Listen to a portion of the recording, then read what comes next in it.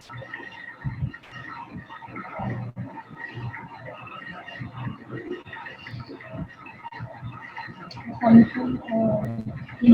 आज आप लोगों का कम्युनिटी का सेकंड पार्ट हमारा रह गया था, जिसमें कार्टिलेज और बोन हम लोगों ने डिस्कस करना है। पहले हम लोगों ने पिछले लेक्चर में टिश्यू सेल्स और डिफरेंट टाइप्स की जो टिश्यू थे वो डिस्कस किए हैं। आज हमारे टिश्यू का सेकंड और लास्ट लेक्चर है, जिसमें हम कार्टिलेज और बोन जो है ये कवर करेंगे। आप लोगों ने क्लासिफिकेशन ऑफ टिश्यू जो मैंने आप लोगों को कहा था आप लोगों ने देखी है, उसमें हम लोगों ने एक एम्ब्रियोनिक टिश्यू जो था, इसके अलावा कनेक्टिव टिश्यू प्रॉपर वो कवर किया था लास्ट लेक्चर में। अब हम जो है स्पेशलाइज कनेक्टिव टिश्यू पढ़ रहे हैं, जिसमें हमारे पास कार्टिलेज, बोन और ब्लड आता है। ठीक है, कार्टिलेज सबसे पहले हम लोग देखेंगे। कार्टिलेज जो है स्पेशल टाइप है कनेक्टिव टिश्यू का। ये बेसिकली आप लोगों को पता है कार्टिलेज जो होती है वो फ्लेक्सिबल होती है, तो बेसिकली ये उन जगहों पर प्रेजेंट होंगी जहाँ पे स्ट्रक्चरल सपोर्ट विद फ्लेक्सिबिलिटी जो होगी वो रिक्वायर्ड होगी। ठीक है, like all other connective tissue, ये वाला जो कनेक्टिव टिश्यू है कार्टिलेज, इसकी भी कंपोनेंट्स में हमारे पास सेल्स और एक्स्ट्रा सेलुलर मैट्रिक्स आता है। ठीक है, सेल्स ऑफ कार्टिलेज में तो हम कॉन्ड्रोसाइट्स कहते हैं। ये कॉन्ड्रोसाइट्स जो होते हैं ये एक स्मॉल स्पेस होती है एक्स्ट्रा सेलुलर मैट्रिक्स के अंदर, जिसको हम लैक्यूना का नाम देते हैं, उसके अंदर ये बेसिकली पड़े हुए होते हैं। ठीक है, कॉन्ड्रोसाइट्स जहाँ भी आप लोगों को मिलेंगे वो एक स्मॉल कैविटी होती है, स्पेस होती है एक्स्ट्रा सेलुलर मैट्रिक्स में, जिसको हम लैक्यूना का नाम देते हैं, उसके अंदर हमेशा आपको पड़े हुए मिलेंगे। ठीक है, अब ये एक्स्ट्रा सेलुलर मैट्रिक्स जो है वो कार्टिलेज का, वो ये जो कार्टिलेज की सेल्स हैं कॉन्ड्रोसाइट्स ये सिक्रीट करते हैं। ठीक है, और एक्स्ट्रा सेलुलर मैट्रिक्स में जो होंगे आप लोगों को ब्राउन क्रिस्टल्स में मिलेंगे और टिश्यू फाइबर्स में मिलेंगे। ठीक है, तो कार्टिलेज के जो ग्राउंड सब्सटेंस होते हैं उसमें स्पेशल फीचर क्या होता है कि इसके अंदर large amount of sulphated glycos amino glycos मौजूद होते हैं, जो कि बेसिकली इसकी जो मैट्रिक्स की जो ये स्टेनिंग प्रॉपर्टीज में जो है आप लोगों को पता चलेगा large amount of these sulphated glycos amino glycos, जो इसका जो स्टेन होता है ग्राउंड सब्सटेंस का वो किस तरीके का होता है। ठीक है, तो कार्टिलेज के बाहर डेंस कनेक्टिव टिश्यू लेयर की कवरिंग होती है, जिसको हम पेरिकार्डियम बना देते हैं। इसका कैप्सूल लाइक कवरिंग बनाता है। आप लोगों ने डेंस रेगुलर कनेक्टिव टिश्यू में इसकी एग्जांपल पढ़ी थी कि डेंस रेगुलर कनेक्टिव टिश्यू में हमारे पास एग्जांपल में पेरिकार्डियम आता है।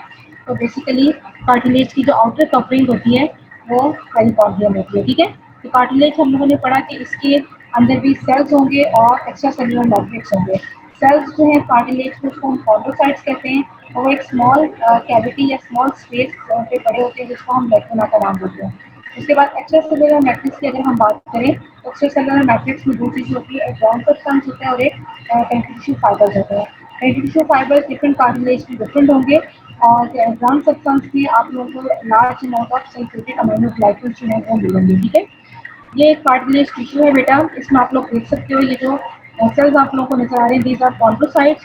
कॉन्ड्रोसाइट्स जो होते हैं कैविटी के अंदर पड़े होते हैं, स्पेस के अंदर, जिसको हम लैक्यूना का नाम देते हैं, और इनके बाहर जो एक्स्ट्रा सेलुलर सब्सटेंस होता है उसको हम एक्स्ट्रा सेलुलर मैट्रिक्स का नाम भी देते हैं। ठीक है, तो कार्टिलेज बेसिकली ए वेस्कुलर स्ट्रक्चर होता है, इसके अंदर जो कॉन्ड्रोसाइट्स होते हैं सेल्स को अपनी न्यूट्रिशन या जो ऑक्सीजन है वो बेसिकली कहाँ से रिसीव करते हैं, through the fluid from the extracellular matrix और through the neighbouring blood vessels. जो टिश्यू होगा उसके नेबरिंग ब्लड वेसल्स से जो है ये न्यूट्रिशन जो है वो लेंगे। ठीक है, तो कार्टिलेज आप लोगों ने याद रखना है is an avascular tissue. ठीक है, अब पेरिकॉन्डियम जो है कार्टिलेज जो कवरिंग है ये इंपॉर्टेंट है, इसमें आप लोगों को क्वेश्चन आता है कि व्हाट इज पेरिकॉन्डियम एंड पेरिकॉन्डियम क्या है और उसकी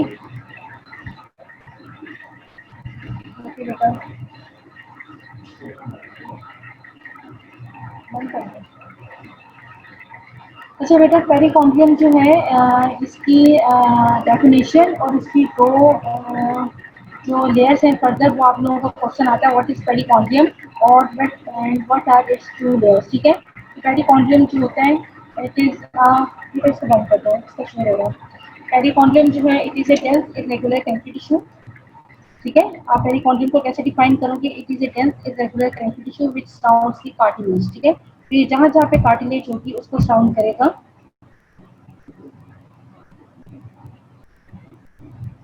बेटा आप देखो अब आवाज आ रही है।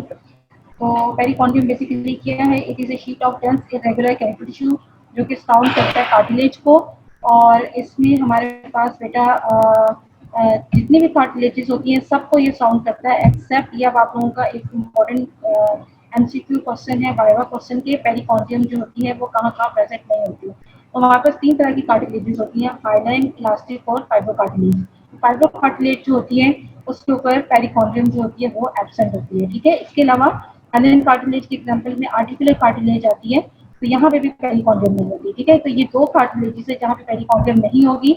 और ये आप लोगों से क्वेश्चन जो है ये आप लोगों से पूछा जाता है, ठीक है। बेटा हम लोगों ने कार्टिलेज शुरू की है। कार्टिलेज भी एक कनेक्टिव टिश्यू की टाइप है, और कनेक्टिव टिश्यू जो है उसमें आप लोगों को पता है बेटा क्लास तो होनी है आप लोगों की, क्योंकि इसके बाद फिर आप लोगों के पास टाइम नहीं है, आप लोगों ने इसको कवर करना है, ठीक है। इसको आप लोग सुन लो, आसान लफ्जों में मैं बता रही हूँ, ठीक है। उसके बाद जाके आप लोग एक बार रीड करोगे तो आप लोगों को समझ आ जाएगी, ठीक है। क्योंकि बेटा आप लोगों की रिवीजन चल रही है, तो ये आप लोगों ने कवर करना है। चलो ठीक है, मैं आहिस्ता बताती हूँ, तो आप लोग इसको और से जरूर सुनो। जो इम्पोर्टेंट चीज़ें होंगी वो मैं आप लोगों को साथ साथ बताती जा रही हूँ, ठीक है बेटा। तो कार्टिलेज की हमने सबसे पहले बात की है। कार्टिलेज जो है special type of connective tissue है, और हर कनेक्टिव टिश्यू की तरह हर कनेक्टिव टिश्यू की तरह बेटा इसका जो होते हैं, इसके सेल्स होते हैं और एक्स्ट्रा सेलुलर मैट्रिक्स होता है। सेल्स जो है कार्टिलेज के उसको हम कॉन्ड्रोसाइट्स का नाम देते हैं, और कॉन्ड्रोसाइट्स होते हैं ये एक्स्ट्रा सेलुलर मैट्रिक्स के अंदर एक स्मॉल स्पेसिस होती हैं लैक्यूना जिसको हम कहते हैं, उसके अंदर प्रेजेंट होती हैं, ठीक है। इसके अलावा जो एक्स्ट्रा सेलुलर मैट्रिक्स होता है कार्टिलेज का, उसके दो कंपोनेंट्स होते हैं फर्दर, एक फाइबर्स होते हैं और एक सब्सटेंस होता है। फाइबर्स जो होंगे वो डिफरेंट कार्टिलेज में डिफरेंट होंगे, जैसे कि हाइलाइन कार्टिलेज में कोलेजन टाइप 1 टाइप 2 फाइबर्स होंगे, फिब्रो कार्टिलेज में टाइप 1 फाइबर्स होंगे, इसी तरीके से डिफरेंट होंगे, ठीक है। अब जो कार्टिलेज की आउटर कवरिंग है, कनेक्टिव टिश्यू कवरिंग, इसको हम कहते हैं पेरिकॉन्डियम, ठीक है। अब हम लोग जो है एक बेटा हम लोग पेरिकॉन्डियम जो है उसको हम डिटेल में देखेंगे। पेरिकॉन्डियम जो है ये आउटर कनेक्टिव टिश्यू कवरिंग है, और ये basically dense irregular connective tissue होता है जो कि सराउंड करता है कार्टिलेज को, और ये तमाम कार्टिलेज को सराउंड करता है except fibrocartilage and articular cartilage, ठीक है। इसकी फर्दर दो टाइप्स होते हैं, दो लेयर्स होती हैं, एक आउटर लेयर होती है और एक इनर लेयर होती है। आउटर लेयर को हम फाइब्रस लेयर भी कहते हैं, क्योंकि इसके अंदर जो होते हैं हमारे पास टाइप 1 कोलेजन फाइबर्स, और इसके साथ साथ फाइब्रोब्लास्ट होंगे, blood vessels, nerve vessels, lymph vessels, ये सारी चीजें जो होंगी इसमें होंगी, ठीक है। और ये बेसिकली और ये बेटा बेसिकली जो है ये इस लेयर से जो ब्लड कैपिलरीज होंगी वहां से ऑक्सीजन एंड न्यूट्रिएंट्स जो होंगे वो कॉन्ड्रोसाइट्स को सप्लाई होंगे थ्रू डिफ्यूजन, ठीक है। उसके बाद इनर सेलुलर लेयर है, इसको हम सेलुलर लेयर क्यों कह रहे हैं, क्योंकि और इसका इसका दूसरा नाम जो है वो कॉन्ड्रोजेनिक लेयर भी होता है, क्योंकि इसके अंदर कॉन्ड्रोजेनिक सेल्स प्रेजेंट होते हैं जो कि प्रोजेनिटर सेल्स होते हैं कार्टिलेज के। तो ये कॉन्ड्रोजेनिक सेल्स होते हैं वो फर्दर डिफरेंशिएट होते हैं ब्लास्ट में जो कि कार्टिलेज फॉर्मिंग सेल्स होंगे, और उसके बाद वो मेच्योर कार्टिलेज सेल्स जो कि कॉन्ड्रोसाइट्स होते हैं उसमें चेंज होते हैं, ठीक है। तो इनर सेलुलर लेयर को हम कॉन्ड्रोजेनिक लेयर भी कहते हैं, क्योंकि इसके अंदर जो कॉन्ड्रोजेनिक सेल्स हैं जो कि प्रोजेनिटर सेल्स हैं, इनकी एबिलिटी होती है कि डिफरेंशिएट होते हैं कॉन्ड्रोब्लास्ट में, और वो फिर फर्दर डिवाइड और डिफरेंशिएट होती है कॉन्ड्रोसाइट्स में, ठीक है। ये बेटा हमारे पास this one is the cartilage, ठीक है। और ये हमारे पास पेरिकॉन्डियम है। कार्टिलेज जो है उसका मैट्रिक्स के में सल्फेटेड अमाइनो ग्लाइकल्स होते हैं वो ज्यादा होते हैं, जिसकी वजह से मैट्रिक्स जो होता है वो बेसोफिलिक होता है। और पेरिकॉन्डियम जो है बेटा इसमें आप लोगों को पिंक कलर का पेरिकॉन्डियम नजर आता है, क्योंकि इसके अंदर कोलेजन फाइबर्स हैं, और कोलेजन फाइबर्स जो है आप लोगों ने पीछे पढ़ा था कि वो एसिडोफिलिक स्टेन लेते हैं, ठीक है। This one is the perichondrium. इसके आउटर फाइबर्स लेयर होगी जिसमें कोलेजन फाइबर ज्यादा होंगे विद ब्लड वेसल्स, और इनर सेलुलर लेयर होगी जिसमें आप लोगों को ये फ्लैट से सेल्स नजर आ रहे हैं। These are the flat cells या chondrogenic cells of inner cellular layer, ठीक है। ये आप लोगों को पिंक कलर में जो है वो नजर आएगा, ठीक है। उसके बाद बेटा ये आगे मैं समझाती हूँ आप लोगों को। ये कार्टिलेज का स्ट्रक्चर है, और इसके अंदर ये जो बीच में क्लियर एरिया ये मैट्रिक्स होगा, और ये कार्टिलेज के सेल्स हैं जिसको हम कॉन्ड्रोसाइट्स का नाम देते हैं, ठीक है। अच्छा, अब कार्टिलेज के हम फर्दर सेल्स देख लेते हैं। सेल्स कार्टिलेज के सेल्स की अगर हम बात करें तो उनको हम कॉन्ड्रोसाइट्स कहते हैं। सारे जितने भी तीनों वैराइटीज की जो कार्टिलेज है उनमें प्रेजेंट होते हैं ये सेल्स। एक्स्ट्रासेलुलर मैट्रिक्स के अंदर लेक्यूना के अंदर पड़े हुए होते हैं, ठीक है। अब ये सेल्स जो होंगे या तो आप लोगों को सिंगल नजर आएंगे या फिर क्लस्टर्स की फॉर्म में नजर आएंगे, और जब ये क्लस्टर्स की फॉर्म में ग्रुप्स की फॉर्म में होंगे तो इनको हम आइसोजेनस ग्रुप्स का नाम देते हैं, ठीक है। तो हर आइसोजेनस ग्रुप्स के अंदर आप लोगों को 2 सेल्स भी मिल सकते हैं, 3 भी मिल सकते हैं, 4 सेल्स का ग्रुप भी मिल सकता है, ठीक है। तो ये सारे सेल्स होते हैं बेसिकली आइसोजेनस ग्रुप्स किस वजह से बनते हैं, क्योंकि कॉन्ड्रोसाइट्स होते हैं ये माइटोटिकली डिवाइड होकर डॉटर सेल्स बनाते हैं, और ये डॉटर सेल्स जो है ये फिर इकट्ठे आप लोगों को पड़े हुए ग्रुप्स की फॉर्म में एज आइसोजेनस ग्रुप्स के तौर पर नजर आएंगे, ठीक है। कॉन्ड्रोसाइट्स के जो सेल्स होते हैं वो रफली स्फेरिकल सेल होते हैं। साइटोप्लाज्म इसका बेसोफिलिक होता है क्योंकि इसके साइटोप्लाज्म के अंदर आप लोगों को large amount of rough endoplasmic reticulum मिलेगा। इसके साथ साथ कॉल्चोपेटस और स्क्रीटरी वेसिकल्स भी होते हैं। और रफ एंडोप्लाज्मिक रेटिकुलम आप लोगों को पता है कि जिस साइटोप्लाज्म में भी ज्यादा होगा तो उसमें उसका जो कलर होगा वो बेसोफिलिक होगा, ठीक है। और ये आरईआर बेसिकली प्रोटीन जो होते हैं वो सिंथेसाइज करता है फॉर एक्स्ट्रा सेलुलर मैट्रिक्स, और कॉल्चोपेटस जो है उसकी पैकेजिंग का रोल प्ले करता है, ठीक है। अब ये बेटा हमारे पास कार्टिलेज का स्ट्रक्चर है। पहले मैंने आप लोगों को पेरिकॉन्डियम दिखाई जो कि इसके बाहर होती है, और इस कार्टिलेज में आप लोगों को ये जो है बेटा ये आइसोजेनस ग्रुप्स है, ठीक है। अब आप लोग देख सकते हो कि 2 सेल्स जो है आपस में जुड़े हुए हैं, 2 का ग्रुप बन रहा है, कहीं पर ये 3 का ग्रुप बनेगा, दिस वन इसमें ये 3 का ग्रुप है, फिर 2 का, और कहीं पे ये 4 का ग्रुप है, तो ये 4 है, ठीक है। तो ये 2 से लेकर 4 तक के आइसोजेनस ग्रुप्स होते हैं। इसमें ये कॉन्ड्रोसाइट्स जो होते हैं इनके ये डॉटर सेल्स होते हैं, ये आपस में मिलकर ग्रुप्स बनाते हैं। ये कॉन्ड्रोसाइट्स हैं, इसका ये साइटोप्लाज्म है जो बेसोफिलिक है, ये अंदर इसका न्यूक्लियस है, ठीक है। और ये बेसिकली मैट्रिक्स होता है, और मैट्रिक्स के अंदर ये पड़े हुए होते हैं, और ये बाहर इनके, और ये किसमें पड़े होते हैं, स्मॉल स्पेस में, जिसको हम लेक्यूना का नाम देते हैं, ठीक है। अच्छा, उसके बाद बेटा हम लोग आगे डिस्कस देखते हैं फंक्शन की। अगर हम बात करें कॉन्ड्रोसाइट्स होते हैं बेसिकली ये एक्स्ट्रासेलुलर मैट्रिक्स को स्क्रीट भी करते हैं और उसको मेंटेन भी करते हैं, ठीक है। कोलेजनस और नॉन कोलेजनस जो कंपोनेंट्स होते हैं एक्स्ट्रासेलुलर मैट्रिक्स के स्क्रीट करते हैं, और इलास्टिक कार्टिलेज में इलास्टिन प्रोड्यूस करेंगे। इसके अलावा स्पेशल एंजाइम्स भी प्रोड्यूस करते हैं जो कि बेसिकली डिग्रेड करते हैं एक्स्ट्रासेलुलर मैट्रिक्स को और लेक्यूना को इनलार्ज करते हैं ताकि वो ग्रोइंग कॉन्ड्रोसाइट्स जो है वो एक्सपेंड हो सकें, ठीक है। और आइसोजेनस ग्रुप्स जो है वो एनलार्ज लेक्यूना में अंदर आ सके, ठीक है। क्लासिफिकेशन की अगर हम बात करें तो मेन कार्टिलेज का आप लोगों को इंट्रोडक्शन बताया था कि एक्स्ट्रासेलुलर मैट्रिक्स क्या होगा, और इसके अलावा कॉम्पोसाइट्स जो सेल्स हैं कार्टिलेज के वो कैसे होंगे। 3 तरह की कार्टिलेजेस होती हैं हमारे पास, हाइलाइन, फाइब्रोकार्टिलेज, इलास्टिक कार्टिलेज, और हम तीनों को बारी-बारी एक्सप्लेन करेंगे, ठीक है। Hyaline cartilage most abundant cartilage जो है बॉडी की, और ये बेसिकली क्लासिफिकेशन जो हम कार्टिलेजेस की करते हैं वो डिफरेंट उनकी बेस पे करते हैं। होगी, दूसरा उनकी क्रॉस एग्जामिनेशन भी वो कैसे नजर आते हैं, तीसरा उनके फंक्शन की बेस पे ऊपर, ठीक है। तो ये क्लासिफिकेशन हम डिफरेंट पॉइंट्स की बेस पे करते हैं। तो हाइलाइन कार्टिलेज को अगर आप लोग क्रॉस एग्जामिनेशन में देखोगे तो वो पर्ली वाइट ट्रांसलूसेंट या फिर ग्लासी अपीयरेंस का मतलब ही ग्लासी है, ठीक है। और ये जब आप नेकेड आई से फ्रेश स्टेट में इसको एग्जामिन करोगे, और हाइलाइन कार्टिलेज का बेसिकली फंक्शन क्या होता है कि फॉर्म एक रेजिलियंस को प्रोवाइड करता है different parts and organ of the body में, और इसके अलावा ये स्मूथ और प्लायबल होती है इन नेचर, तो जिसकी वजह से ये आर्टिकुलेटिंग सर्फेसिस के दरमियान जो है वो फ्रिक्शन जो है उसको भी रिड्यूस करती है, ठीक है। सारी के सारी हाइलाइन कार्टिलेज जो होती है वो कवर्ड होती है by its perichondrial covering except at the articular cartilage, जो हम इसकी बात कर चुके हैं। अब ये बेटा हाइलाइन कार्टिलेज के आप लोगों के पास डायग्राम है लाइट माइक्रोस्कोपिक पिक्चर, जो कि आप इंशाल्लाह जब आओगे तो ये डायग्राम ड्रॉ भी करोगे। ये बाहर जो है इसके पिंक कलर से जो है वो पेरिकॉन्डियम है, पेरिकॉन्डियम आप लोगों को पिंक ही मिलेगा। तो इसके लेयर आप लोगों को वाज़ेह होगी, आउटर फाइबर्स होगी, इनर सेलुलर, इसमें आप लोगों को ये सेल्स नजर आ रहे हैं जिसको हम लोगों ने इनर कॉन्ड्रोजेनिक लेयर का नाम भी दिया था। इसमें कॉन्ड्रोजेनिक सेल्स जो कि फ्लैट सेल्स होते हैं नजर आते हैं। उसके बाद जो नेक्स्ट लेयर होती है सेल्स की वो डिफरेंशिएटिंग कॉन्ड्रोब्लास्ट होते हैं। कॉन्ड्रोजेनिक लेयर से ये कॉन्ड्रोप्लास्ट में चेंज होते हैं। उसके बाद सेंटर में आप लोगों को ये आइसोजेनस ग्रुप्स मिल रहे हैं, these are the आइसोजेनस कॉन्ड्रोसाइट्स जो है ये ग्रुप्स आप लोगों को नजर आ रहे हैं, ठीक है।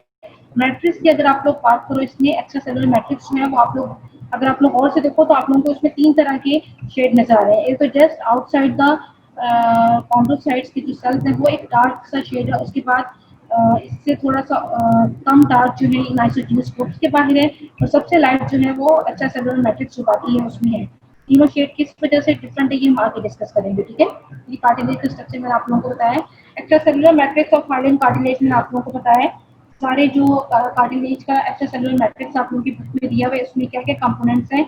मोस्टली उसमें कोलेजन फाइबर्स, एडेसिव, ग्लाइकोप्रोटीन, हाइलुरोनिन, ये सारी चीजें जो होती हैं एक्स्ट्रासेलुलर मैट्रिक्स होता है कार्टिलेज का, उसके अंदर प्रेजेंट होती है, ठीक है। ये सारे के सारे कंपोनेंट्स जो extra cellular matrix of cartilage में होते हैं वो सारे हाइलाइन कार्टिलेज में प्रेजेंट होते हैं। जो कोलेजन फाइबर्स होते हैं हाइलाइन कार्टिलेज में, एक और इंपॉर्टेंट क्वेश्चन आप लोगों से पूछा जाता है कि which type of collagen fibres are present in hyaline cartilage. तो आप लोगों को पता होना चाहिए कि टाइप 2 कोलेजन फाइबर्स होते हैं वो हाइलाइन कार्टिलेज में प्रेजेंट होते हैं, और अंडर लाइट माइक्रोस्कोप में आप लोगों को नजर नहीं आते क्योंकि ये इतने थिन होते हैं। और दूसरा इनके जो रिजॉल्विंग ये beyond the resolving power of light microscope होती है कि इसकी वजह से लाइट माइक्रोस्कोप में आप लोगों को डिफ्रेंशिएट नहीं होते, ठीक है। तो ये इसकी वजह है जो आप लोगों से अक्सर एग्जाम में पूछी जाती है। तो लाइट माइक्रोस्कोप तो हाइलाइन कार्टिलेज में हमारे पास टाइप 2 कोलेजन फाइबर्स है। अब डिफरेंट कंपोनेंट्स जो हैं हाइलाइन कार्टिलेज मैट्रिक्स के, वो जो डिस्ट्रीब्यूशन होती है इनकी वो यूनिफॉर्म नहीं होती, जिसकी वजह से क्या होता है कि जो एक्स्ट्रा सेलुलर मैट्रिक्स होता है कार्टिलेज का यूनिफॉर्मली स्टेन नहीं होता, जैसे कि मैंने आप लोगों को पिछले डायग्राम में दिखाया कि डिफरेंट जगहों पे डिफरेंट स्टेन है। अब वो किस वजह से है, इसी बेस पे हम लोग जो एक्स्ट्रा सेलुलर मैट्रिक्स होता है कार्टिलेज का उसको हम डिफरेंट जो है बेसिस रीजन्स पे डिवाइड करते हैं। सबसे पहले एक होता है pericellular matrix. Pericellular matrix जिसको हम कैप्सुलर मैट्रिक्स का भी नाम देते हैं, ये just immediately outer the cell membrane of chondrocyte. This one is the chondrocyte, कि आप लोगों को दो का पीरियड कॉन्डोसाइट्स का मिल रहा है। इसके बाहर जो इसकी जो सेल मेम्ब्रेन होती है उसके बाहर एक डार्क सी आप लोगों को लाइन डार्कली स्टेनिंग एरिया नजर आएगा। इसको हम पेरी सेलुलर मैट्रिक्स का नाम देंगे, ठीक है। दिस वन इसके just immediately outer to the cell membrane of the chondrocytes, ये इंटेंसली बेसोफिलिक स्टेन होता है। तो यहाँ पर कोलेजन फाइबर्स ना होने के बराबर होते हैं। यहाँ पर जो सल्फेटेड प्रोटीओग्लाइकन्स है वो लार्ज अमाउंट में प्रेजेंट होते हैं। That's why this is intensely acidophilic stain, ठीक है बेटा। उसके बाद नेक्स्ट जो है टेरिटोरियल मैट्रिक्स है। टेरिटोरियल मैट्रिक्स पेरीसेलुलर मैट्रिक्स के को साउंड करेगा। इसमें कुछ कोलेजन फाइबर्स प्रेजेंट होते हैं, लेकिन अभी भी large quantities of sulphated proteoglycans present होंगे, तो ये भी डीपली बेसोफिलिक होगा। उसके बाद इंटर टेरिटोरियल मैट्रिक्स होते हैं। ये इसमें अबंडेंट कोलेजन फाइबर्स होते हैं, सल्फेटेड अमाइनो प्रोटीओग्लाइकन्स कम होते हैं, जिसकी वजह से लाइट बेसोफिलिक स्टेन होता है। अब आप बेटा इस डायग्राम आप लोगों से देखो, टेरिटोरियल इंटर टेरिटोरियल मैट्रिक्स पे अक्सर आप लोगों को क्वेश्चन आता है कि what is the territorial and inter territorial matrix. ये आप लोगों को डिफरेंशिएट होना चाहिए कि ये क्या है, ठीक है बेटा। अच्छा, ये जो just immediate outer to the cell membrane of the chondrocytes, ये जो डार्कर आप लोगों को नजर आ रहा है इंटेंसली बेसोफिलिक, ये हमारे पास पेरी सेलुलर मैट्रिक्स है, क्योंकि इसके अंदर कोलेजन फाइबर्स नहीं है और इस जगह पर और सल्फेटेड प्रोटीओग्लाइकन्स लार्ज क्वांटिटीज में। इसके जस्ट बाहर आप लोगों को इससे कम लाइटली बेसोफिलिक स्टेन है, लेकिन इससे कम है। इसके अंदर थोड़े से कोलेजन फाइबर्स होते हैं, लेकिन अभी भी large amount of sulphated proteoglycans and this is known as territorial matrix, ठीक है।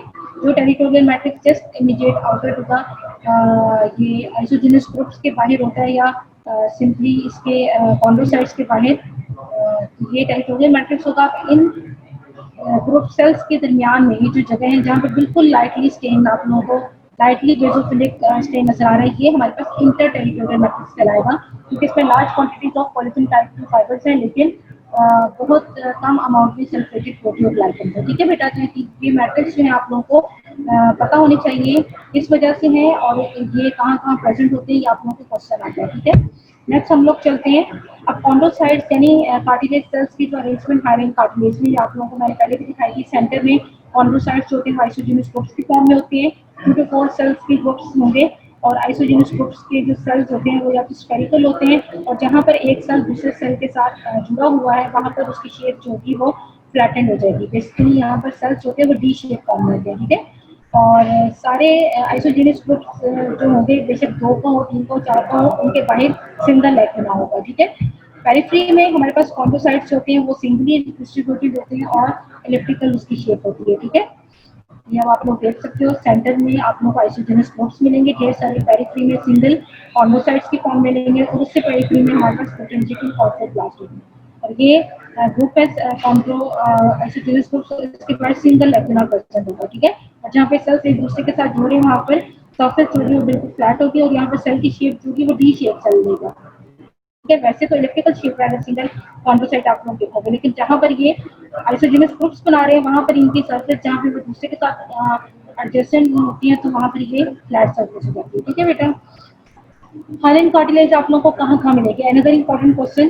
जो इनिशियल स्केलेटन जो होता है फीटस का वो सारा का सारा हाइलाइन कार्टिलेज बनाता है। एपिफिशियल कार्टिलेज यानी growth plates of the bone, उसमें मेजर लेरेंजियल कार्टिलेजेस होती है वो हाइलाइन कार्टिलेज होती है, जिसमें क्रीकॉइड, थायरॉइड, एरेटिनॉइड होती है। फेकिया और ब्रोंकाई की जो वॉल में कार्टिलेज होती है वो हाइलाइन होती है। Ostial cartilages anterior surface of the ribs पे जो होती हैं पास होती हैं। आर्टिकुलर कार्टिलेजेस जो कि जॉइंट्स बनाती हैं, उसके अलावा नेजल कार्टिलेजेस जो कि स्केलेटन होता है नेजल कैविटी का वो बनाती है। नेक्स्ट बेटा फिब्रो कार्टिलेज है। फिब्रो कार्टिलेज को हम combination of hyaline plus dense regular connective tissue का नाम भी देते हैं, क्योंकि इसमें हाइलाइन कार्टिलेज की तरह एक तो कॉम्बोसाइट्स होते हैं, दूसरा इसमें कोलेजन फाइबर के बंडल्स होते हैं जो कि डेंस रेगुलर कनेक्टिव टिश्यू की तरह अरेंज होते हैं, ठीक है। फिब्रो कार्टिलेज टफ और स्ट्रॉन्ग होती है, रेजिलिएंट टिश्यू होते हैं, इसमें कॉम्बोसाइट एक्स्ट्रा सेलुलर मैट्रिक्स होंगे। इसके एक्स्ट्रा सेलुलर मैट्रिक्स में आप लोगों को टाइप 1 कोलेजन फाइबर्स मिलेंगे, ठीक है। हाइलाइन में टाइप 2 थे, इसमें टाइप 1 कोलेजन फाइबर्स है, बाकी कंपोनेंट्स इसी तरीके से प्रेजेंट होंगे। कॉन्ड्रोसाइट्स की अगर हम बात करें तो इसमें कॉन्ड्रोसाइट्स जो हैं रोज के फॉर्म में होते हैं, ठीक है। और ये बंडल्स बनाते हैं टाइप 1 कोलेजन फाइबर्स का। इसमें हमारे पास आइसोजेनस ग्रुप्स नहीं होते। कॉन्ड्रोसाइट्स जो होते हैं वो रोज के फॉर्म में होते हैं और रोज जो होती है वो between the bundles of type 1 collagen fibres वो होंगे, और between the bundles of type 1 collagen fibres हमारे पास फाइब्रोब्लास्ट्स होंगे, वो प्रेजेंट होंगे, ठीक है।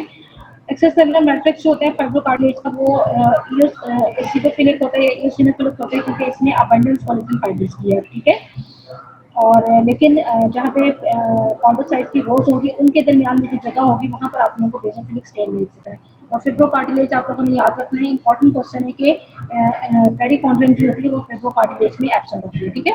ये बेटा आप लोगों को फिब्रोकार्टिलेज की लाइट माइक्रोस्कोपिक पिक्चर दिखाई गई, इसमें बीच में ये बंडल है कोलेजन फाइबर्स का, और कोलेजन फाइबर्स के बंडल्स में रोज की फॉर्म में आप लोगों को कॉन्ड्रोसाइट्स मिलेंगे, ठीक है। और ये वैसे तो एसिडोफिलिक स्टेन लेकर ये इसका मैट्रिक्स, लेकिन जहाँ जहाँ पर कॉन्ड्रोसाइट्स होंगे इनके बीच में जो जगह होगी इनके आसपास वहाँ पर बेसोफिलिक स्टेन होगा, ठीक है। कॉन्ड्रोसाइट्स आप लोगों को रोज की फॉर्म में यहाँ पर मिलेंगे।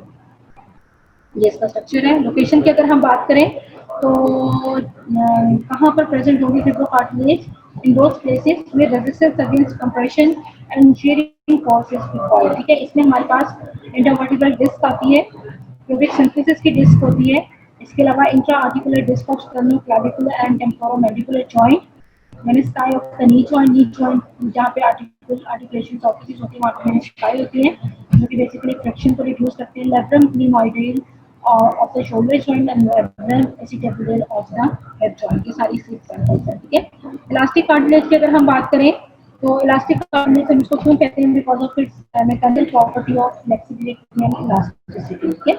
इलास्टिसिटी प्रॉपर्टी है, इसकी वजह से इसको इलास्टिक कार्टिलेज कहेंगे। इसके अंदर भी कॉन्ड्रोसाइट्स एक्स्ट्रा सेलुलर मैट्रिक्स को प्रेजेंट होंगे। कॉन्ड्रोसाइट्स होंगे लेक्यूना के अंदर होंगे और इसमें भी या तो सिंगली प्रेजेंट होंगे या फिर आइसोजेनस ग्रुप्स की फॉर्म में प्रेजेंट होंगे, लेकिन ये आइसोजेनस ग्रुप्स हाइलाइन कार्टिलेज के मुकाबले में कम होंगे, ठीक है। तो इलास्टिक कार्टिलेज में भी आप लोगों को आइसोजेनस ग्रुप्स मिलेंगे, लेकिन ये कम होंगे हाइलाइन कार्टिलेज के मुकाबले में। टिपिकल जो आइसोजेनस ग्रुप्स आप लोगों को मिलेंगे जो फीचर है वो आप लोगों को ये आइसोजेनस ग्रुप ये हाइलाइन कार्टिलेज का, ठीक है। एक्स्ट्रा सेलुलर मैट्रिक्स की अगर हम बात करें तो इसमें टाइप 2 कोलेजन फाइबर्स मिलेंगे along with other components and elastic fibres, ठीक है। डिस्ट्रीब्यूशन फीचर क्या है इसका कि इसके एक्स्ट्रा सेलुलर मैट्रिक्स में आप लोगों को इलास्टिक फाइबर्स मिलेंगे जो कि एक dense network of branching and anastomosis elastic fibres का नेटवर्क बना रहे होंगे, ठीक है। और जहाँ जहाँ पर कॉन्ड्रोसाइट्स होंगे उसके जस्ट अराउंड ये इलास्टिक फाइबर्स बहुत ज़्यादा होंगे। लाइट माइक्रोस्कोप में आप इसको इजीली डिस्टिंग्विश कर सकते हो। इलास्टिक कार्टिलेज के ऊपर भी ऑल्सो कवर्ड बाय पेरिकॉन्ड्रियम और उसकी टिपिकल बोन लेयर्स जो आप लोगों को बताई थी, ठीक है। इलास्टिक कार्टिलेज की डायग्राम है, बाहर आप लोगों को पेरिकॉन्ड्रियम नजर आ रही है। पेरिकॉन्ड्रियम हमेशा आप लोगों को पिंक में मिलेगी, ब्लू में आप लोगों को कार्टिलेज का स्ट्रक्चर मिलेगा। तो आउटसाइड का कार्टिलेज पहले पेरिकॉन्ड्रियम है, इसकी उसी तरीके से दो outer fibrous or inner cellular layer, these are the cells of the perichondrium, chondrogenic layer of the perichondrium। उसके बाद chondroblast होते हैं और कॉन्ड्रोब्लास्ट के बाद कॉन्ड्रोसाइट्स। अब आप लोगों को ये सेल नजर आ रहा है, this one is the chondrocyte, और इसके बाद जो क्लियर स्पेस है दैट इज लेप्टोमा, ठीक है। यानी ये स्पेस एक्स्ट्रासेलुलर मैट्रिक्स के अंदर है जिसके अंदर सेल पड़ा हुआ है, इसको हम लेप्टोमा का नाम देते हैं, और ये अंदर सेल जो है वो कॉन्ड्रोसाइट्स है, ठीक है। और अब आप लोग देख सकते हो इसमें आइसोजेनस ग्रुप्स आप लोगों को मिलेंगे, लेकिन इतने ज्यादा नहीं, ठीक है। आइसोजेनस ग्रुप्स हैं, इसमें इसका डिस्ट्रीब्यूशन फीचर क्या है कि इसमें कॉन्ड्रोसाइट्स के बाहर इसके एक्स्ट्रासेलुलर मैट्रिक्स आप लोगों को ढेर सारे इलास्टिक फाइबर्स मिल रहे हैं, जो कि एलास्टोमोस भी कर रहे हैं, ब्रांच भी कर रहे हैं, ठीक है। These are the elastic fibres, ये सारे इलास्टिक फाइबर्स आप लोगों को जो कि डिफरेंट डायरेक्शन में मिलेंगे, ठीक है। लोकेशन की अगर हम बात करें, सिमेट्रिक डिस्ट्रीब्यूशन होती है इन द बॉडी में। चीफ एग्जांपल में आप लोगों के पास auricle of the external ear आता है, और इसके अलावा epiglottis of the lens chief example है इलास्टिक कार्टिलेज की। इसके अलावा इलास्टिक कार्टिलेज आपको एक्सटर्नल ऑडिटरी में मिलेगी, जो आप लोगों की कैनाल होती है एक्सटर्नल ईयर की, ऑडिटरी ट्यूब होती है, और स्मॉल कार्टिलेजेस होती है लैरिंक्स की, जिसमें कॉर्निकुलेट यूनिफॉर्म आ जाती है, ठीक है। अच्छा बेटा, कार्टिलेज में मैंने आप लोगों को जो जो इम्पोर्टेंट चीज़ें थी वो साथ साथ मैंने बताई है। इसके अलावा कार्टिलेज में तीनों कार्टिलेज का डिफरेंस आप लोगों को आता है अक्सर लिखने के लिए। तो इसमें ये टेबल आप लोगों की बुक इंक्वायरी में भी दिया हुआ है, यहाँ पे भी मैंने डाला है। आप लोग तीनों कार्टिलेज उनकी जो मेन फीचर्स हैं उसके हिसाब से आप लोगों को इनका डिफरेंस पता होना चाहिए, ठीक है। ये डिफरेंस आप लोग क्वेश्चन के हिसाब से आप लोगों के लिए इम्पोर्टेंट है। नेक्स्ट बेटा, जो नेक्स्ट टॉपिक है हमारा आज का वो बोन है। बोन जो है ये भी आप लोगों के पास एक स्पेशलाइज कनेक्टिव टिश्यू में होता है। बोन टिश्यू को हम ऑसियस टिश्यू का नाम भी देते हैं, ठीक है। इसका मैट्रिक्स जो होता है एक्सट्रीमली रिजिड होता है। इसके अंदर अब आप लोगों को जो है वो मिनरल्स जो होंगे वो मिलेंगे इसके मैट्रिक्स के अंदर, ठीक है। और बेसिकली जो अडल्ट का स्केलेटन है वो बेसिकली बोन बनाता है, आप लोगों को पता है। तो इसी तरीके से ये सपोर्ट प्रोवाइड करता है कि मसल जो कि अटैच होते हैं कि स्केलेटन, इसके अलावा वाइटल ऑर्गन्स की प्रोटेक्शन में रोल प्ले करता है। Store house of calcium phosphate और इसके अलावा अदर आयंस की ये स्टोर हाउस है, और कैल्शियम लेवल जो ब्लड कैल्शियम लेवल है इसको रेगुलेट करने में रोल प्ले करता है, ठीक है। बोन मैट्रिक्स की अगर हम बात करें तो एक्स्ट्रा सेलुलर मैट्रिक्स जो होता है बोन टिश्यू का, उसको हम दो कंपोनेंट्स में डिवाइड करते हैं। एक होता है इसका ऑर्गेनिक कंपोनेंट्स और एक होता है इनऑर्गेनिक कंपोनेंट्स। ऑर्गेनिक कंपोनेंट जो होता है वो 35% तकरीबन dry weight of the bone बनाते हैं। इसमें मेनली जो आप लोगों को मिलेंगे वो कोलेजन फाइबर्स मिलेंगे। इसके अलावा नॉन कोलेजनस प्रोटीन्स भी होती हैं, जिसमें आप लोगों को प्रोटीओग्लाइकन्स वगैरह ग्लाइकोप्रोटीन्स हैं, आप लोग जितने डिटेल में दी है वो आप लोग एक बार रीड कर लेना, ठीक है, वो भी मिलेंगी। ऑर्गेनिक कंपोनेंट जो है वो 35% ऑफ द ड्राई वेट बनाते हैं, मेनली कोलेजन होती है। इसके अलावा नॉन कोलेजनस प्रोटीन्स भी प्रेजेंट होती है। इनऑर्गेनिक कंपोनेंट की अगर हम बात करें तो वो 65% तक 60-30 की भी रेशियो होती है, ये 65-35 तक का भी जो है वो। और ये बेसिकली ऑर्गेनिक इनऑर्गेनिक कंपोनेंट जो होता है ये रिस्पॉन्सिबल होता है for the hardness of the bone tissue, ठीक है। इसके अंदर कैल्शियम और फॉस्फोरस जो होते हैं वो चीफ बोन मिनरल्स होते हैं, लेकिन इसके साथ साथ आप लोगों को substantial amount of sodium, potassium, magnesium और अदर आयंस जो है वो भी इन्वॉल्व होंगे, ठीक है। तो बोन मैट्रिक्स में दो हैं कंपोनेंट्स, ऑर्गेनिक और इनऑर्गेनिक। इसमें इंपॉर्टेंट चीज जो है वो आप लोगों को इसकी रेशियो याद रखनी है, एमसीक्यू में आप लोगों को आ सकती है। सेल्स की अगर हम बात करें तो बोन टिश्यू के सेल्स जो होते हैं उनको हम 4 वेराइटीज में क्लासिफाई करते हैं। इसमें first of all osteogenital cells, osteoblast, osteocytes and osteoblast, ठीक है। सेल्स इसकी इंपॉर्टेंट है बेटा, इसमें हर किसी का सेल का आप लोगों को फीचर, उसका हिस्टोलॉजिकल स्ट्रक्चर और उसका लोकेशन और उसकी फंक्शन कम से कम पता होना चाहिए, ठीक है बेटा। तो ऑस्टियोप्रोजेनिटल सेल्स होंगे।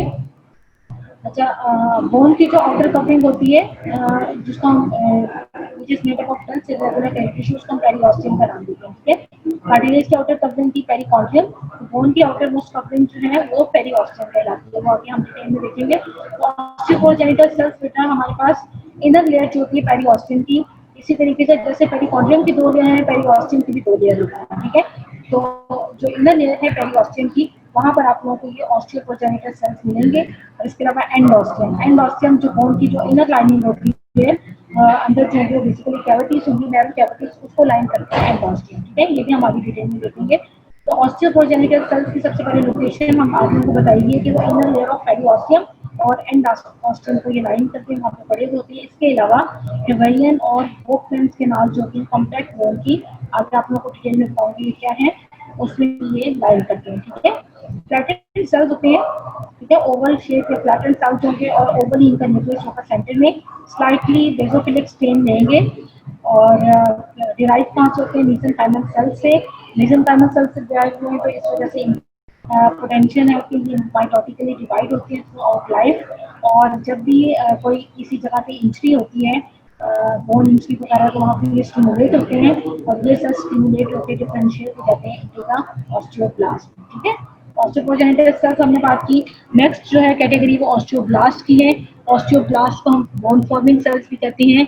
ये नॉन डिवाइडिंग सेल्स होते हैं। ठीक है, और ये बेसिकली इनका फंक्शन क्या होता है कि ये सिंथेसाइज करते हैं और स्प्लीट करते हैं बोन, जो ऑर्गेनिक कंपोनेंट है बोन मैट्रिक्स का उसको। ठीक है, तो organic component of the bone matrix, इसमें हम लोगों ने क्या पढ़ा था, कोलेजन और नॉन कोलेजनस की प्रोटीन्स की वो। Organic component of the bone matrix is created by osteoblast. ठीक है, ऑस्टियोब्लास्ट क्या है, हमारे पास bone forming non dividing cells है। अनमिनरलाइज्ड, ऑर्गेनिक को हम अनमिनरलाइज्ड बोन मैट्रिक्स भी कहेंगे क्योंकि इसमें मिनरल्स नहीं है, वो इनऑर्गेनिक है मिनरल्स से। अनमिनरलाइज्ड बोन मैट्रिक्स जो कि स्क्रीट करता है ऑस्टियोब्लास्ट को, उसको हम ऑस्टियोइड का नाम भी देते हैं। ठीक है, सो ये एक और इम्पोर्टेंट क्वेश्चन है, व्हाट इज ऑस्टियोइड। ऑस्टियोइड क्या है, the unmineralised bone matrix created by the osteoblast, इसको हम ऑस्टियोइड का नाम देते हैं। ठीक है, इसके अलावा एक एंजाइम स्पीक करते हैं जिसको हम अल्कलाइन फॉस्फेटेज का नाम देते हैं। ये अल्कलाइन फॉस्फेटेज नेक्स्ट जो है वो मिनरलाइजेशन करता है ऑस्टियोइड की। नेक्स्ट जो ऑस्टियोइड यानी बोन मैट्रिक्स की है, अगर उसकी कैल्सिफिकेशन होती है, मिनरलाइजेशन होती है, तो वो कौन सा एंजाइम रोल प्ले करता है, अल्कलाइन फॉस्फेटेज। ठीक है, सेल के अगर हम बात करेंगे तो हम इसका फंक्शन डिस्कस किया। सेल की शेप की बात करें तो सेल इनएक्टिव सेल होता है और एक एक्टिव सेल होता है। इनएक्टिव सेल या रेस्टिंग सेल जो होगा वो फ्लैटेड शेप का होगा, साइटोप्लाज्म होगा उसका बेसोफिलिक होगा, लेकिन लेस होगा क्योंकि इसके अंदर जो आर या होंगे वो उनका नंबर अब डिक्रीज हो जाएगा। ठीक है, ऑस्टियोब्लास्ट आप लोगों को periosteum and endosteum of the adult bone में मिलेंगे। ये इनएक्टिव जो सेल्स हैं ऑस्टियोब्लास्ट के, इनएक्टिव सेल्स ये पेरिओस्टियम और एंडोस्टियम ऑफ द एडल्ट बोन में मिलेंगे। एक्टिव ऑस्टियोब्लास्ट की बात करें तो क्यूबॉइडल या लो कोलमनर सेल्स की शेप होती है, ग्रोइंग और फॉर्मिंग सर्फेसेस ऑफ बोन को प्रेजेंट होती है। ठीक है, जहाँ पे बोन की ग्रोथ हो रही होती है, यहाँ पे या कोई रिपेयर इंजरी की वजह से वहाँ पे उसकी रिपेयर हो रही होती है, तो उस जगह पर आप लोगों को ये एक्टिव ऑस्टियोब्लास्ट मिलेगा क्योंकि ये बोन फॉर्मिंग सेल्स है, ये इस जगह पर प्रेजेंट होते हैं। ठीक है, ग्रोइंग या फिर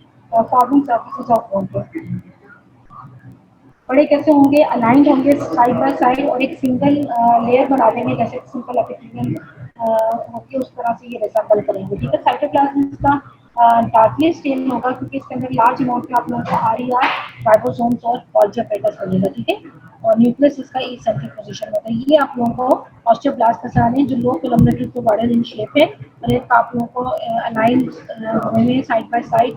और इनएक्टिव जो होंगे वो इस तरह मिलेंगे, आप लोगों को फ्लैटेन सेल्स मिलेंगे। एक्टिव जो होंगे लो कोलमनर ट्यूबोइडल मिलेंगे, एक सिंपल एपिथेलियम के रिजेंबल कर रहे हैं ये, और ये स्क्रीट करते हैं अनमिनरलाइज्ड बोन मैट्रिक्स, जिसको हमने ऑस्टियोइड का नाम दिया ऑस्टियोइड। और ये बोन मैट्रिक्स जो है जो कैल्सिफाइड हो गया। ठीक है, और यहाँ पर जब बोन मैट्रिक्स स्प्लिट होता है और जो सेल ऑस्टियोब्लास्ट जिनके अराउंड बोन मैट्रिक्स जो है वो ऑल अराउंड प्रेजेंट होता है, ये सेल फिर आगे फर्दर चेंज हो जाते हैं इनटू ऑस्टियोसाइट्स जो कि मैच्योर बोन सेल्स होते हैं। ठीक है, ये इसकी लाइफ माइक्रोस्कोपी पिक्चर दिखाई हुई, ये मेसेंकाइमल सेल्स हैं जिससे ये डिफरेंशिएट हो रहे हैं ऑस्टियोब्लास्ट। यहाँ पर ये मेसेंकाइमल सेल्स हैं, ये ऑस्टियोब्लास्ट हैं, ये आप लोगों को एक लेयर की फॉर्म में नजर आ रहे हैं। ऑस्टियोब्लास्ट ये अनमिनरलाइज्ड बोन मैट्रिक्स क्रिएट करते हैं जिसको हम ऑस्टियोइड का नाम दे रहे हैं। उसके बाद ये बोन मैट्रिक्स जो कि मिनरलाइज्ड होते हैं by the action of alkaline phosphatase. यहाँ पर जो सेल्स प्रेजेंट होंगे जो कि ऑल अराउंड सराउंडेड होंगे बाय मैट्रिक्स, इनको हम ऑस्टियोसाइट्स का नाम देंगे। और ये ऑस्टियोसाइट्स वो वाले सेल्स हैं जो कि लैक्यूना के अंदर प्रेजेंट है। ये आप लोगों को क्लियर स्पेस नजर आ रही है इनके बाहर, ये लैक्यूना है। ठीक है, ये लैक्यूना के अंदर प्रेजेंट है। फंक्शन की अगर हम बात करें ऑस्टियोब्लास्ट की, हमने पीछे बात की थी ऑर्गेनिक कंपोनेंट जो होता है बोन मैट्रिक्स का, जिसके अंदर कोलेजन और अदर ऑर्गेनिक कॉन्स्टिट्यूएंट होते हैं, उनको वो स्क्रीट करता है। और इसके बाद इनकी पैकेजिंग होती है secreting vesicles of the Golgi operators, और उसके बाद ये एक्सोसाइटोसिस के थ्रू जो है ये स्क्रीट होते हैं। ठीक है, इसके अलावा थिन साइटोप्लाज्मिक प्रोसेसेस होते हैं इसके ब्लास्ट के, जो कि एक्सटेंड होते हैं, जो न्यूली फॉर्म्ड ऑस्टियोइड बना होता है उस वहाँ पर। और वहाँ पर ये जो न्यूली फॉर्म्ड ऑस्टियोइड बनता है वहाँ पे इन प्रोसेसेस के थ्रू जो है ये मेम्ब्रेन बाउंड वेसिकल्स होते हैं वो रिलीज होते हैं। उन मेम्ब्रेन बाउंड वेसिकल के अंदर हमारे पास अल्कलाइन फॉस्फेटेज एंजाइम होता है, और ये अल्कलाइन फॉस्फेटेज होता है फर्दर कैल्सिफिकेशन करता है या मिनरलाइजेशन करता है बोन मैट्रिक्स की, किस तरीके से कि ये अल्कलाइन फॉस्फेटेस क्लीव करता है फॉस्फेट आयंस को इन द ऑस्टियोइड, उनका नंबर इंक्रीज करता है। उसके उसी टाइम पे एक एंजाइम होती है ऑस्टियोकैल्सिन, एक कैल्शियम बाइंडिंग प्रोटीन होती है, वो लोकल कंसंट्रेशन जो होती है कैल्शियम आयन की वो रिलीज करती है। ठीक है, तो बहुत increase concentration of both ion matrix होता है वहाँ पर फॉर्मेशन होती है कैल्शियम फॉस्फेट क्रिस्टल्स की, यानी मैट्रिक्स जो ऑस्टियोइड्स की हुआ था बाय ऑस्टियोब्लास्ट से उसकी मिनरलाइजेशन होती है by further alkaline phosphatase enzyme से। ठीक है, इसके अलावा ऑस्टियोब्लास्ट के ऊपर हमारे पास एक स्पेशल रिसेप्टर्स होते हैं फॉर पैराथायराइड हार्मोन के, और ये पैराथायराइड हार्मोन जो होते हैं ये ऑस्टियोक्लास्ट स्टिमुलेटिंग फैक्टर जो है वो रिलीज करते हैं, और ये स्टिमुलेट करते हैं ऑस्टियोब्लास्ट की एक्टिविटी को जो हम आगे देखेंगे। ठीक है, नेक्स्ट बेटा सेल जो है ऑस्टियोसाइट्स है। मैच्योर ऑस्टियोब्लास्ट जो होंगे वो जब लैक्यूना के अंदर ट्रैप हो जाएंगे with in the bone matrix, तो हम इसको ऑस्टियोसाइट्स का नाम देते हैं। 95% ऑफ द लिविंग सेल्स जो होते हैं इनका एडल्ट बोन में वो ऑस्टियोसाइट्स होते हैं। Mitosis not capable of mitosis लेकिन सर्वाइव करते हैं for long time in the lacuna. Ellipsoidal cells होते हैं, ओवल न्यूक्लियस होता है, साइटोप्लाज्म जो होता है फ्रेंडली बेसोफिलिक होता है, और इसके अंदर फ्यू ऑर्गेनाइज प्रेजेंट होते हैं। ठीक है, हर सेल ऑस्टियोसाइट जो है वो लैक्यूना के अंदर आप लोगों को मिलेगा इन द बोन मैट्रिक्स, और एक लैक्यूना जो होगा वो दूसरे सेल के लैक्यूना के साथ कम्युनिकेट करेगा by a narrow tubular channel जिसको हम कैनालिकुलाई का नाम देते हैं। ठीक है, इंपॉर्टेंट चीज है। अब आप लोगों के पास ये डायग्राम है, इसमें दिस इज दी ऑस्टियोसाइट। ठीक है, ये ऑस्टियोसाइट है और इसके बाद जो इसकी कवरिंग है जिसके अंदर ये पड़ा हुआ है ये लैक्यूना है। अब क्या होता है कि ऑस्टियोसाइट जो है इसमें से साइटोप्लाज्मिक प्रोसेसेस जो कि वो एक्सटेंड करते हैं इनटू द लैक्यूना के अंदर। इन साइटोप्लाज्मिक प्रोसेस को हम डेंड्रिटिक प्रोसेसेस भी कहते हैं। तो from the cell body of each osteocytes numerous fine dendritic processes extend करते हैं इनटू द कैनालिकुलाई। अब लैक्यूना के अंदर जो है वो कुछ नैरो ट्यूबुलर चैनल्स होते हैं जिसको हम कैनालिकुलाई कहते हैं। बेसिकली डेंड्रिटिक प्रोसेसेस होती हैं वो एक्सटेंड करते हैं इनटू द लैक्यूना में, और उसके बाद जो नेबरिंग सेल होता है यहाँ पर सेम इसी तरीके का, उसके जो डेंड्रिटिक प्रोसेस होते हैं नेबरिंग सेल के साथ उसके साथ ये कॉन्टैक्ट बनाएंगे। ठीक है, तो जहाँ पे कॉन्टैक्ट बनेगा वहाँ पे ये इनके गैप जंक्शन प्रेजेंट होंगे। ठीक है, तो सेम इसी तरह का दूसरा सेल होगा, उनके दरमियान में इनके गैप जंक्शन के थ्रू जो होगा वो कॉन्टैक्ट होगा। ठीक है, तो cell body of each osteocytes में वहाँ से फाइन डेंड्रिटिक प्रोसेसेस अराइज करेंगे जो एक्सटेंड करेंगे इनटू द कैनालिकुलाई।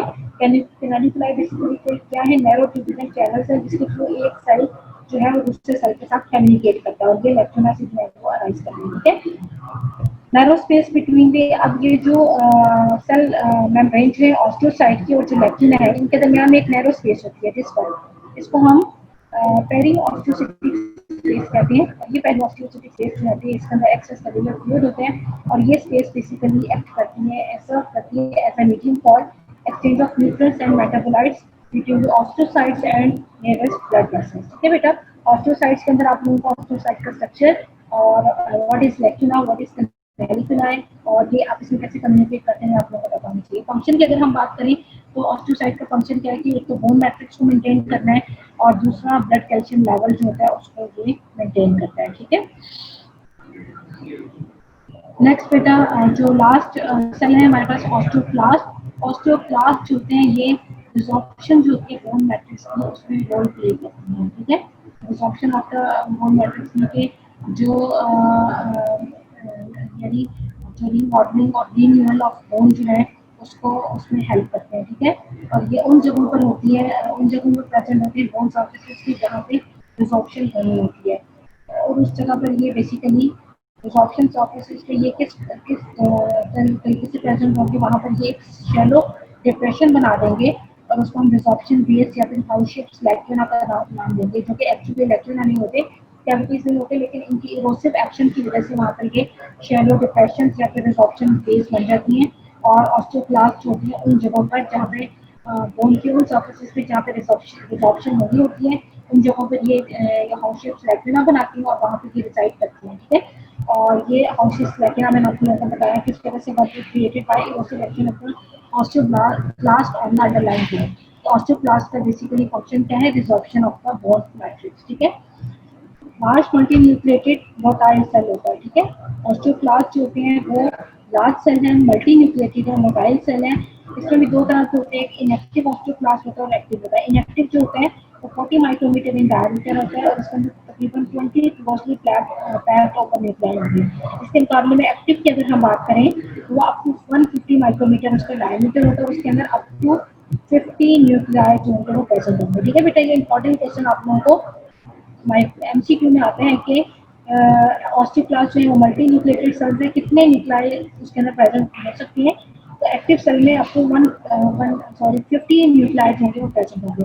साइटोप्लाज्म जो होता है इसका एसिडोफिलिक होता है क्योंकि इसके अंदर लार्ज अमाउंट में आप लोगों को माइटोकॉन्ड्रिया और लाइसोसोम को मिलती है। ठीक है, ये हमारे पास ऑस्टियोक्लास्ट है। ये दो ऑस्टियोक्लास्ट बताएंगे, एक ये है और एक ये है। और बेसिकली ये इस जगह पर प्रेजेंट है, बोन मैट्रिक्स है, ऑस्टियोसाइट्स है और ये जहाँ पर रिजॉर्प्शन जो होनी है बोन की वहाँ पर ये प्रेजेंट होती है। ठीक है, और ये इसके अंदर आप लोगों को मल्टीपल न्यूक्लियाई नजर आ रही है, सारे न्यूक्लियाई इसमें। ठीक है, और जहाँ पर और जिस जगह पे इसका कॉन्टैक्ट होता है with the surface of the bone which is undergoing resorption, इस ये वाला जो बॉर्डर होता है इस सेल का इसको रफल्ड बॉर्डर का नाम देता है और इस बॉर्डर के थ्रू ये एक स्ट्रॉन्ग कनेक्शन बनाता है विद द अंडरलाइंग बोन के साथ। ठीक है, बाकी हम प्रोसेस देखते हैं कैसे ये करता है। रफल्ड बॉर्डर क्या है कि lower part of the osteoclast इसके अंदर फिंगर लाइक प्रोसेसेस होती हैं क्योंकि डीप इनफोल्डिंग्स होती है यहाँ पर प्लाज्मा लेमा की। और ये वाला बॉर्डर जहाँ पर ये फिंगर लाइक प्रोसेसेस होंगी इसको रफल्ड बॉर्डर का नाम देते हैं। और ये बॉर्डर बेसिकली इन कांटेक्ट होता है विद द बोन सरफेस जो कि जिसकी रिजॉर्प्शन होनी होती है with in a resorption bill. ठीक है, पेरिफेरी जो होती है बॉर्डर की, इसके दोनों साइडों की जो पेरिफेरी होती है बॉर्डर की, वहाँ पे एक रिंग लाइक जोन होता है साइटोप्लाज्म का जिसके अंदर कोई ऑर्गेनेली सेल ऑर्गेनेली नहीं प्रेजेंट होती सिवाय एक्टिन फिलामेंट्स के। ठीक है, एक्टिन फिलामेंट्स वहाँ पे चमाव में प्रेजेंट होंगे और इस जोन को हम फ्लेयर या फिर सीलिंग जोन का नाम देते हैं। तो आप लोगों को डायग्राम में दिखाती हूँ, ये ऑस्टियोक्लास्ट है। ऑस्टियोक्लास्ट का ये लोअर बॉर्डर है जिसके अंदर फिंगर लाइक प्रोसेसेस है due to the infolding of the plasmalemma of the osteoclast, इसको हम रफल्ड बॉर्डर का नाम देते हैं। और ये उस जगह पर कांटेक्ट में होते हैं जहाँ पर नीचे बोन की रिजॉर्प्शन नहीं होती है। इसके साइडों में पेरिफेरी पे क्लियर जोन होता है जिसको हम सीलिंग जोन का नाम भी दे रहे हैं। यहाँ पर कोई ऑर्गेनेली नहीं प्रेजेंट होती, इसके अंदर रिच अमाउंट में एक्टिन फिलामेंट्स प्रेजेंट होंगे। और ये एक्टिन फिलामेंट्स का क्या काम है कि ये जो अंडरलाइन इसकी जो सेल मेम्ब्रेन है ऑस्टियोक्लास्ट की उसको अंडरलाइन बोन के साथ स्ट्रॉन्गली जो है वो बाइंड करता है।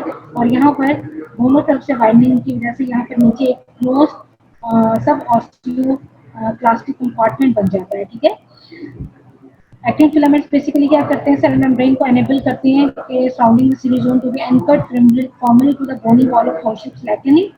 इसकी वजह से सब क्लोज सब ऑस्टियोप्लास्टिक कंपार्टमेंट जो होगा, अब ये क्लोज सब ऑस्टियोप्लास्टिक कंपार्टमेंट यहाँ पर क्रिएट हो गया जिसकी वजह से जहाँ पर बोन रिसॉर्प्शन जो है होनी है। ठीक है, अब ये ऑस्टियोक्लास्ट बेसिकली क्या फंक्शन करता है कि ये हाइड्रोजन एंजाइम कोलेजिनेज और अब ये हाइड्रोजन एंजाइम होंगे कोलेजिनेज होंगे और इसके अलावा हाइड्रोजनेटिक एंजाइम जो कि लाइसोसोम सीक्रेट करेगा, ये अंडरलाइन जहाँ पे रिजॉर्प्शन होनी है बोन की उस जगह पर ये रिलीज करेगा और बोन की रिजॉर्प्शन करेगा। होता क्या है, प्रोसेस कैसे होते हैं कि यहाँ पर हाइड्रोजन आयंस होंगे जब ये रिलीज होंगे into the underlying surface of the bone जहाँ पे रिजॉर्प्शन होनी है, ये हाइड्रोजन एंजाइम्स होंगे यहाँ पे एसिडिक एनवायरनमेंट क्रिएट करेगा। और एसिडिक एनवायरनमेंट क्रिएट होने की वजह से क्या करेगा कि ये इसमें जो इंक्रीज करेगा solubility of the bone mineral को। ठीक है, जिसकी वजह से क्या होगा कि ये यहाँ पर जो डिसॉल्व आउट करेगा बेसिकली सबसे पहले जो इनऑर्गेनिक कंपोनेंट है मिनरल्स यानी मिनरल्स उसको डिसॉल्व आउट करेगा। डिसॉल्व आउट होने के बाद ये जो और मिनरल्स हैं साइटोप्लाज्म ऑफ द ऑस्टियोक्लास्ट में आ जाएंगे और उसके बाद डिलीवर हो जाएंगे into the surrounding blood capillary. उसके बाद क्या होगा कि लाइसोसोमल और कुछ नॉन लाइसोसोमल एंजाइम्स क्रिएट होंगे इस सर्फेसिस में और ये डिग्रेड करेंगे कोलेजन और इसके अलावा अदर नॉन कोलेजनस जो कंपोनेंट्स हैं बोन मैट्रिक्स के, ऑर्गेनिक जो मैट्रिक्स का कंपोनेंट उसको डिसॉल्व आउट करेंगे। और उसके बाद जो डाइजेस्टिव मटेरियल है वो थ्रू फेगोसाइटोसिस जो है फिर यहाँ सेल के साइटोप्लाज्म में आएगा, वहाँ से ये ब्लड कैपिलरी में जमा होकर डिफ्यूज आउट हो जाएगा। So, osteoclast को हम also known as the component of the monocyte phagocyte system because it has ability of phagocytosis. So, और ये जो है इस वजह से हम इसको कहते हैं कि ये it also belong to the NPS system of the body, ठीक है, यानी mononuclear phagocyte system of the body। अब osteoclast की एक्टिविटी जो होती है वो अंडर कंट्रोल होती है by hormones and cytokines। और ये कैल्सिटोसिनिन हार्मोन होता है जो कि बेसिकली ये जो आगे फर्दर इसकी एक्टिविटी जो होते हैं उसको सप्रेस करते हैं। ठीक है, ये तो इसका फंक्शन था। उसके बाद बेटा नेक्स्ट जो है हम अब कवरिंग देखेंगे पेरिओस्टियम और एंडोस्टियम, इसकी कवरिंग।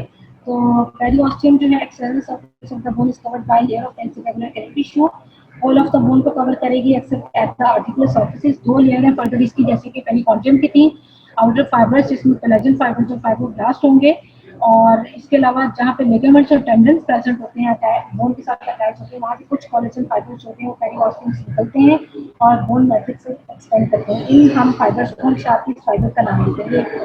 अनदर इंपॉर्टेंट एमसीक्यू है। ठीक है, इनर सेलुलर लेयर के अंदर प्रोजेनिटर सेल्स होंगे। कि आप लोगों के पास एक बोन का स्ट्रक्चर है, बोन के जो आउटर एरिया होता है, आउटर वाला पार्ट होता है उसको हम कॉम्पैक्ट बोन कहते हैं, इनर पार्ट को हम स्पॉन्जी बोन कहते हैं। आगे हम डिस्कस करते हैं। आउटर कवरिंग जो होती है बोन की वो पेरिओस्टियम होती है, इसकी दो लेयर होती है, आउटर फाइबर्स और इनर सेल्यूलर। ठीक है, ये आप लोगों को सेल्यूलर और ये परफोरेटिंग फाइबर्स है, शार्पेस्ट फाइबर्स जो कि सम टाइम्स पेरिओस्टियम से एक्सटेंड करते हैं into the surfaces of the bone. ठीक है, एंडोस्टियम जो होती है थिन लेयर होती है वेस्कुलर कनेक्टिव टिश्यू की, और इसमें ऑस्टियोप्रोजेनिटल सेल्स होते हैं। ये कैविटीज होती हैं बोन के अंदर उसको लाइन करती हैं, जैसे कि मेडुलरी कैविटी होती है, shaft of the long bone में, और इसके अंदर ट्रबैक्युलर कैविटी होती है, spongy bone of the bone. Bone की टाइप्स की अगर हम बात करें तो ग्रॉस ऑब्जर्वेशन में अगर आप लोग देखोगे तो बोन की दो टाइप्स होती है, कॉम्पैक्ट होती है और एक स्पॉन्जी होती है। ये एक इंपॉर्टेंट क्वेश्चन आप लोगों का बेटा, difference between what is compact और स्पॉन्जी बोन, इन दोनों का डिफरेंस आप लोगों को जो है एग्जाम में लिखने के लिए आता है। ठीक है बेटा, तो अगर आप लोग नहीं सुन रहे तो इसको प्लीज गौर से सुन लो कि इंपॉर्टेंट आप लोगों का तकरीबन लास्ट आप लोगों का होने वाला है। तो ये इसमें कॉम्पैक्ट और स्पॉन्जी बोन का डिफरेंस आप लोगों को आता है। तो कॉम्पैक्ट बोन बेसिकली बेटा dense area near the surface, और ये इसको हम कॉर्टिकल बोन का नाम भी देते हैं। ये 80% of the total bone mass होता है वो कॉम्पैक्ट बोन होते हैं। स्पॉन्जी बोन जो होता है जो इनर एरिया होता है बोन का, डीपर एरिया, जो इसके अंदर न्यूमरस आप लोगों को कैविटीज मिलेंगी, और इसको हम कैंसिलस कैविटीज की वजह से कैंसिलस बोन, ट्रबैक्युलर बोन या फिर स्पॉन्जी बोन का नाम देते हैं। 20% of the total bone mass में ये कॉन्स्टिट्यूट करती है। ठीक है, ये बाहर आप लोगों को एक हार्डन मटेरियल नजर आ रहा है, ये कॉम्पैक्ट बोन है, और अंदर ये आप लोगों को एक ट्रबैक्युलर मैश वर्क मिल रहा है। ठीक है, ये कैंसिलस बोन है। ये ट्रबैक्युलर और इनके दरमियान में जो कैविटीज होती है वो मैरो कैविटीज कहलाती हैं, जिनके अंदर red blood cells, white blood cells और हीमोपोएटिक वेसिकुलर टिश्यू प्रेजेंट होता है। ठीक है, और ये मैरो कैविटीज होती हैं, ये लाइन होती है बाय एंडोस्टियम्स। एग्जांपल्स में अगर हम देखें तो लॉन्ग बोन्स के अंदर जो एंड्स होती हैं एपिफिसेस, वो स्पॉन्जी बोन से होते हैं, बने हुए होते हैं, और उसके बाद एक थिन लेयर होती है कॉम्पैक्ट बोन की। डायफिसिस की अगर हम बात करें तो उसमें कॉम्पैक्ट बोन ज़्यादा होती है, अंदर बस एक थोड़ी सी थिन रीजन होता है स्पॉन्जी बोन का, और उसके अंदर मैरो कैविटी प्रेजेंट होती है। शॉर्ट बोन में अगर हम देखें तो रिस्ट और एंकल में दरमियान में स्पॉन्जी बोन होती है और उसके बाहर completely covered by the compact bone। इसी तरीके से फ्लैट बोन पे जो दो लेयर्स होती है हमारे कॉम्पैक्ट बोन की लाइक प्लेट्स, और उनके अंदर सेंटर में जो होती है स्पॉन्जी बोन होती है जिसको डायपोल का नाम देते हैं। माइक्रोस्कोपिक एग्जामिनेशन अगर बोन टिश्यू को देखते हैं उसमें हमारे पास दो तरह की होती है, एक लैमिलर बोन होती है और एक वॉबन बोन होती है। लैमिलर बोन जो होती है, मोस्ट बोन जो होती है एडल्ट्स में वो लैमिलर होती है, कॉम्पैक्ट और कैंसिलस दोनों, और इसमें लैमिलर बोन के तौर पर ऑर्गेनाइज होती है। इसमें मल्टीपल लेयर्स, लैमिना बेसिकली हम कहते हैं लेयर्स ऑफ बोन को। ठीक है, तो मल्टीपल लेयर्स या फिर lamellae of calcified matrix. Matrix जो होता है ये बोन का कैल्सिफाइड होता है, तो उसकी मल्टीपल लेयर्स जो होती है लैमिनर बोन में वो होती है। और लैमिली आप लोगों को ऑर्गेनाइज मिलेंगे पैरेलल टू ईच अदर या फिर कॉन्सेंट्रिकली अराउंड सेंट्रल के नाम। ठीक है, और हर लैमिली के अंदर आप लोगों को कोलेजन फाइबर्स की अलाइनमेंट मिलेगी। कोलेजन फाइबर्स जो होंगे वो ऑर्डर ऑर्गेनाइजेशन में आप लोगों को अलाइन मिलेंगे, जिसकी वजह से ये स्ट्रेंथ जो है वो लैमिलर बोन को देते हैं। ठीक है, ये आप लोगों को लैमिलर बोन है, इसके अंदर जो मेन कंपोनेंट होता है कॉम्पैक्ट बोन का वो ऑस्टियन होते हैं, और जो स्पॉन्जी बोन होती है उसके अंदर जो मेन कंपोनेंट होता है वो यानी यूनिट होता है वो ट्रबैक्युलिस होते हैं। ठीक है, डिफरेंस मैं आप लोगों को साथ साथ बता रही हूँ। कॉम्पैक्ट बोन का जो मेन यूनिट है वो ऑस्टियन है, इस वन इज ऑस्टियन, इसके अंदर concentrically arranged lamellae, these are the lamellae जो कि हार्डन बोन मैट्रिक्स से बने हैं, और इसमें कोलेजन फाइबर्स होते हैं, ये लैमिलीज है यानी बोन लेयर्स हैं, ये लैमिलीज है लैमिलीज, और इसके अंदर कोलेजन फाइबर्स की जो है वो पैरेलल अरेंजमेंट होती है। लैमिलीज के दरमियान में हमारे पास ये ऑस्टियोसाइट्स प्रेजेंट होते हैं लैक्यूना के अंदर, और ऑस्टियोसाइट से ये बेसिकली क्लैरिकुलाई होते हैं, ये एक दूसरे के साथ कनेक्ट करते हैं। ठीक है, सेंटर में एक कैनाल होती है जिसको हम हेवाइडियन कैनाल का नाम देते हैं। वुवन बोन जो होती है नॉन लैमिनर होती है, इसमें random disposition of the collagen fibres होती हैं।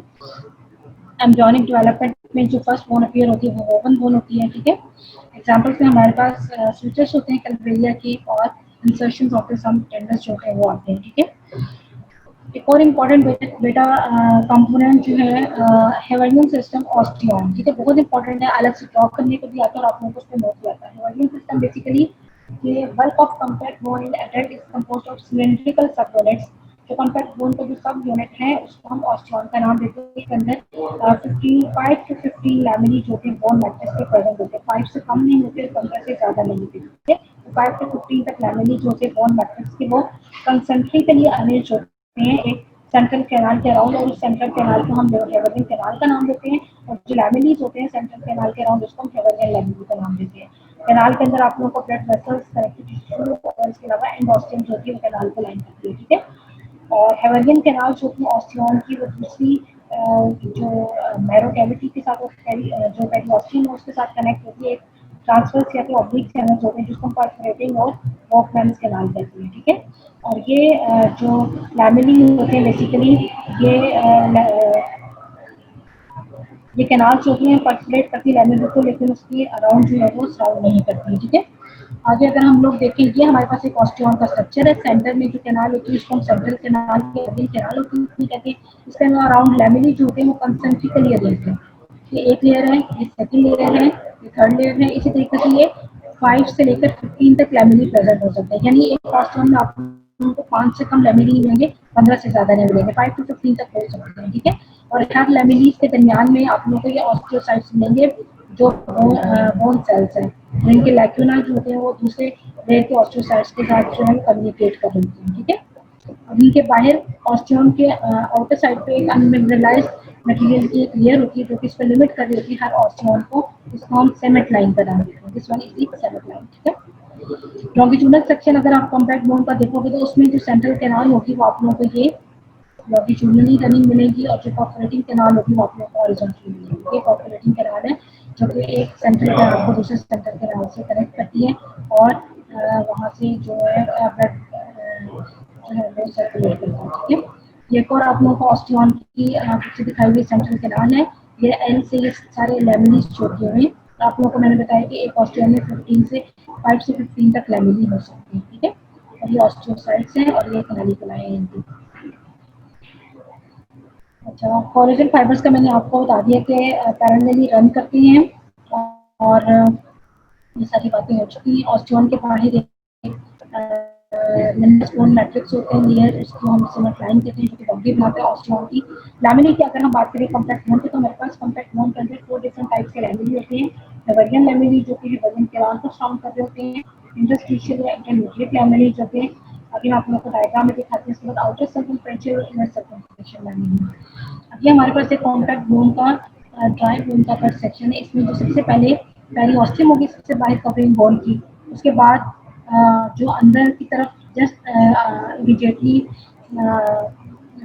पेरिओस्टियम से अंदर जो होंगे लैमिनीज बोन को साउंड कर रहे होंगे, इसको हम एक्सटर्नल सर्कमफ्रेंशियल लैमिनीज कहते हैं। एक्सटर्नल सर्कमफ्रेंशियल लैमिनीज हैं, ठीक है। और जो इनर साइड पे प्रेजेंट होंगे ये इनर सर्कमफ्रेंशियल लैमिनी है, ये वाले।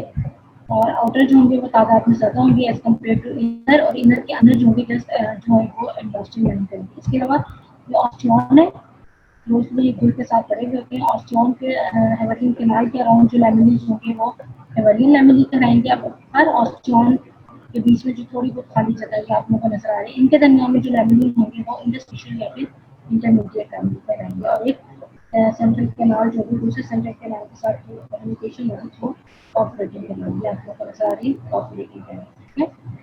तो बेटा ये तो था आप लोगों का बोन का और कार्टिलेज का स्ट्रक्चर। अगर आप लोग ये कोई क्वेश्चन पूछना चाहते हैं मुझसे तो इसमें इंपॉर्टेंट मैंने आप लोगों को साथ साथ बताए हैं। बोन में आप लोगों को मैंने इंपॉर्टेंट ऑस्टियन का structure, what is an organ system, ठीक है, और लैमिनी डिफरेंट टाइप्स के, और स्पॉन्जी और कॉम्पैक्ट बोन में डिफरेंस आप लोगों को इंपॉर्टेंट क्वेश्चन जो आप लोगों को अक्सर आते हैं, ठीक है। इंशाल्लाह नेक्स्ट लेक्चर जो है आप लोगों का मसल का होगा जो डॉक्टर खोखले लेंगी। उसके बाद इंशाल्लाह हम लोग जो भी टॉपिक पढ़ाना होगा आपको फिर बता दीजिएगा। ओके बेटा, अगर कोई क्वेश्चन है तो आप लोग पूछ सकते हैं। ये तो हम एंड करते हैं।